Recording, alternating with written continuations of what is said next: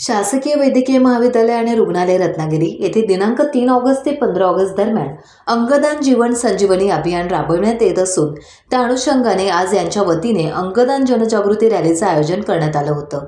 अधिष्ठाता डॉक्टर जयप्रकाश रामानंद यांच्या हस्ते दीप प्रज्वलन करण्यात आले। यावेळी अधिष्ठाता डॉक्टर रामानंद यांनी अंगदानाबाबत उपस्थित नर्सिंग कॉलेज विद्यार्थिनी, अंतर्वासिता डॉक्टर आणि अधिकारी कर्मचारी यांना सविस्तर माहिती दिली। तसेच जास्तीत जास्त लोकांपर्यंत अंगदानाबाबत जनजागृती करण्यास आवाहन देखील केले। सदर अंगदान जीवन संजीवनी अभियान रॅलीची सुरुवात अधिष्ठाता डॉक्टर जयप्रकाश रामानंद यांनी झेंडा दाखवून केली।